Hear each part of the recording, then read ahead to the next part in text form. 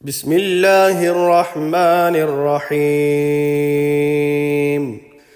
يسبح لله ما في السماوات وما في الأرض الملك القدوس العزيز الحكيم. هو الذي بعث في الأميين رسولا منهم يتلو عليهم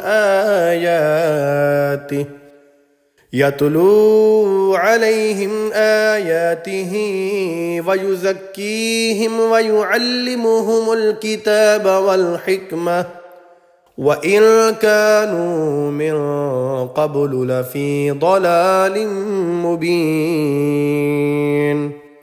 وآخرين منهم لما يلحقوا بهم وهو العزيز الحكيم. ذلك فضل الله يؤتيه من يشاء والله ذو الفضل العظيم.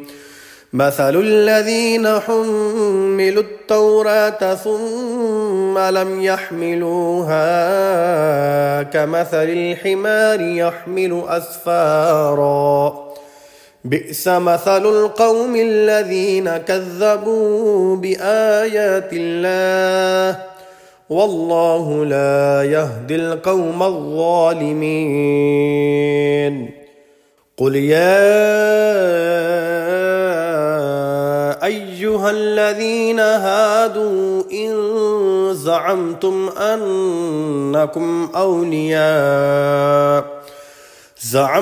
أنكم أولياء لله من دون الناس فتمنوا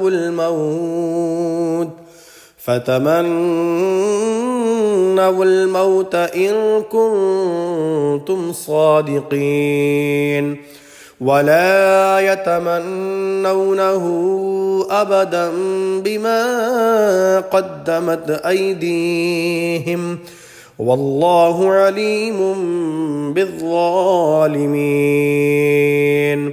قل إن الموت الذي تفرون منه فإنه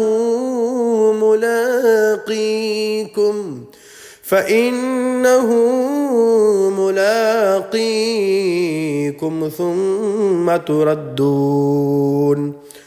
ثم تردون إلى عالم الغيب والشهادة فينبئكم بما كنتم تعملون. يا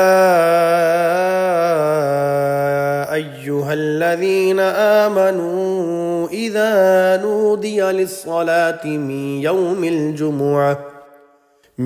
يوم الجمعة فاسعوا إلى ذكر الله وذروا البيع ذلكم خير لكم إن كنتم تعلمون.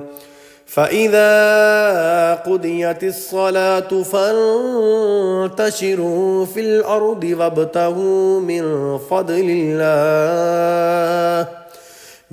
فضل الله واذكروا الله كثيرا لعلكم تفلحون. وإذا رأوا تجارة أو لهوا انفضوا إليها وتركوك قائما قل ما عند الله خير من اللهو ومن التجارة والله خير الرازقين.